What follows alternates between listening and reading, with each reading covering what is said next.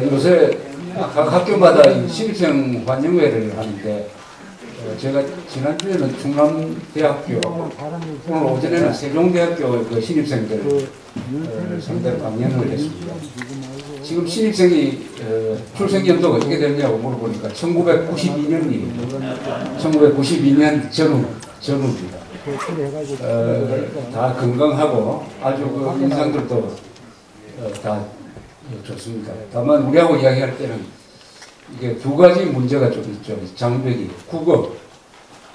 국어가 잘 안 통하는 경우가 있어요. 국어가 한자를 모르는 사람들이 많기 때문에. 그 다음에 국사 실력이 부족해가지고 이 역사적인 이야기를 하면은 잘 거기에 대한 반응이 좀 느린 경우가 많습니다. 그러나 역시 씩씩하게 자라고 해서 많은 희망을 갖게 되고, 더구나 요새 20대가 연평도 도발 사건 이후에 상당히 용감해졌습니다. 20대가 대학생 시기를 보내는 기간이 한 10년쯤 되는데, 그 기간 중에 그 학생들이 대학교에서 또 유권자로서 또 군인으로서 이렇게 시민이 되어가는 그 성숙된 과정을 걷게 됩니다. 그 20대 부모들은 누구냐 하면 50대예요. 30년 차이니까. 한국의 50대는 주로 1954년부터 1962년 사이에 태어난 요 8년 동안 많이 태어난 세대가 베이비붐 세대라고 있습니다. 베이비붐 세대. 전쟁이 끝나면 원래 출산이 아주 왕성해지죠.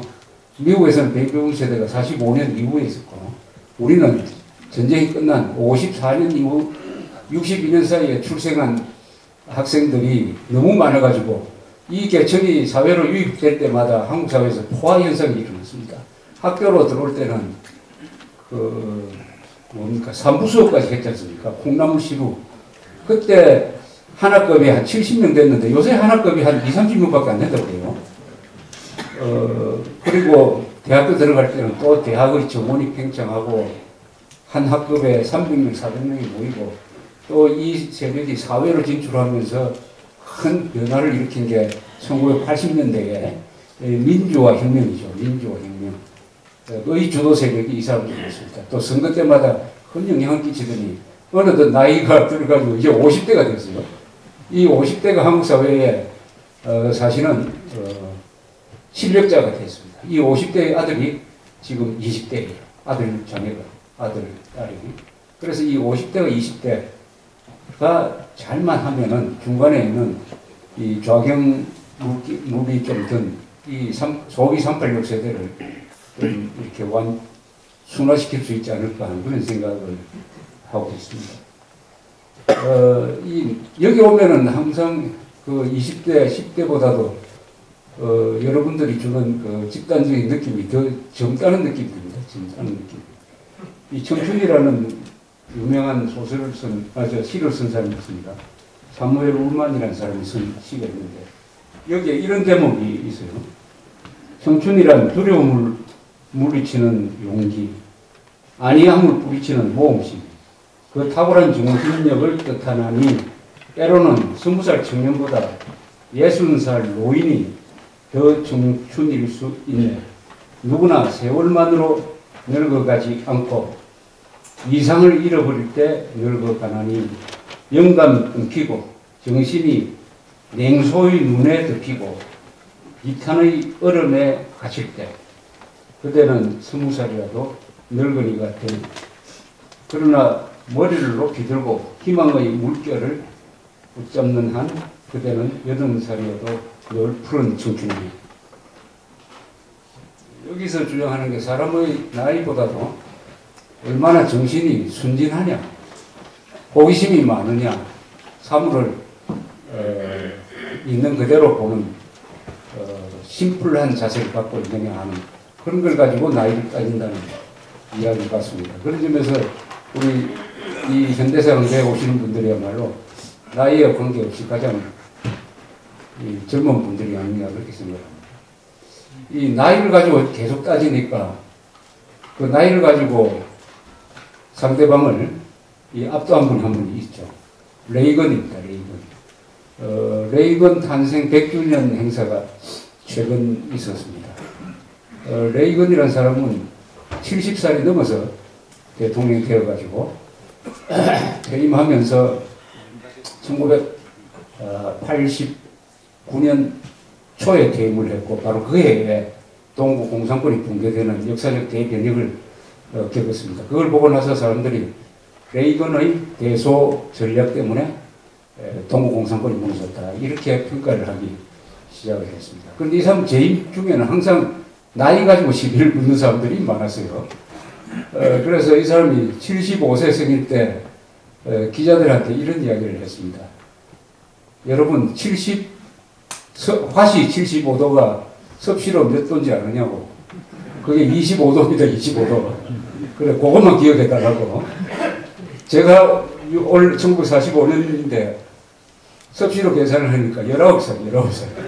그래서 오늘 가서 대화를 나눈 그 학생들하고 나이가 같더라고요. 19살. 그러니까 섭씨, 화씨 이거 환산하는 공식 아십니까? 이거 학교 때 많이 배웠는데 저거 잊어버렸는데 공식이 어떻게 되느냐 하니까 F 이꼴, F가 C 이꼴 분자가 F-32 밑에가 1.8이죠. 그래서 저 19세죠. 오늘 아침에 제가 CNN 들어보니까 리비아에서 지금 시위가 한 일주일째 격화되고 있는데 당초 상상을 초월한 것보다도 더 심하게 하고 있어요. 리비아라는 나라는 우리하고 좀 관계가 좀 있죠. 리비아 하면 딱 떠오르는 게 동아건설이죠. 동아건설이 대수로공사. 그걸 해가지고 우리가 아마 200~300억 달러를 벌었을 겁니다. 그 대수로공사는 사하라 사막에 있는 지하수를 퍼가 와가지고 그 위에 있는 도시한테 공급을 하는 거죠. 그리고 농경지를 이렇게 더 확장시키는 겁니다. 그걸 보면 카다피라는 사람이 사람들 먹여 살리기 위해서 김정일보다는 최소한 노력을 많이 하는 사람입니다. 그래서 그린 레보루션이라고 해가지고 이 녹지를 많이 만든다. 그러나 이 사람이 집권한 게 69년입니다. 27살에 무슨 중년이었는가 모르겠다. 그 개업으로 쿠데타를 해가지고 왕정을 쓰러뜨리고 지금까지 42년 동안 1969년부터 2011년까지 42년 동안 해먹고 있습니다. 그러다 보니까 청년 장교도 이제는 늙었어요. 또 이게 아들한테 넘기려고 그 아들이 이번에 아까 텔레비전에 나와서 한참 장황한 그 연설을 하는 걸 듣다가 중간에 끝냈습니다만 느낌이 저런 문제의식 가지고는 이 사태가 수습이 안 되겠구나 하는 것을 느꼈습니다. 40살쯤 되는 아들이 나와서 아랍 말로 중원 부원하는 걸 영어로 번역을 하는데 내용이 지금 사태는 유럽과 미국의 앞잡이들이 일으킨 거고 뭐 이따위 항상 하는 그 방식이 있지 않습니까? 그걸 가지고 한참 얽혀대고 있었습니다. 가다비는 보이지도 안 하고 어제 그 벵가지라는 수도가 있어요. 벵가지가 참 수도가 아니죠. 제2의 도시입니다. 인구가 70만 정도고 수도는 트리폴리. 이 트리폴리는 서쪽에 있고 벵가지는 오른쪽에 있습니다. 대수로공사를 하는 동아건설은 그 벵가지 근방에 벵가지 시내죠. 시내에 본부가 있습니다. 저도 벵가지 한번 가봤어요. 아주 이 지중해에 면해 있기 때문에 아주 아름다운 도시입니다. 그 주변에 그리스 로마 시대 때의 찬란한 유적들이 많습니다. 인구가 600만 밖에 안 돼요, 리비아는. 그리고 면적은 얼마냐? 170만 평방킬로미터. 그러면 한반도에 8배. 대부분이 사막이죠. 그 사막에서 기름이 나옵니다. 그리고 이 지중해 연안은 아주 녹지대로 되어 있습니다. 아주 경치도 좋고 또 유럽 같습니다. 1인당 지금 국민소득이 한 $10,000 좀 넘어요. $10,000가 넘습니다. 어떻게 보면은 이게 중동에서 잘 사는 데인데 이 혁명이 일어날지 않을 것 같은데 또 철권 통치를 워낙 강하게 해왔어요. 90몇 년 동안 그게 무슨 죄수들이 벵가지에 있는 죄수들이 폭동을 일으키니까 그걸 포위를 해가지고 죄수들을 1000명을 학살했습니다. 그런 걸 하고도 꼼짝 안 하는 사람들이에요.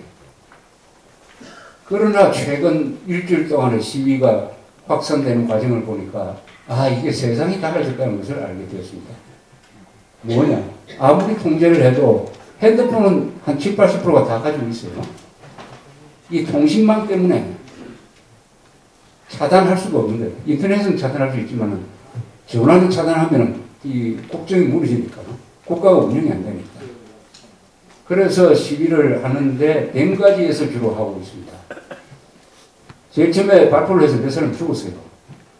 근데 이 이슬람의 그 장례식 습속이 있습니다. 유대인도 같지만 오늘 죽으면은 그 다음날 48시간 안에 장례식을 합니다. 바로 다음날 장례식을 합니다. 며칠 동안 뭐 이렇게 두고 하지 않습니다. 아마 그 기후 때문에 그 시신을 오래 두면 안 된다는 그 관습 때문인지. 그러니까 총 맞아 죽은 사람이 그 다음날 장례식을 하면 또 추도식 한다고 사람이 몰립니다. 그 추도 행위를 향해서 또 총을 쏴요.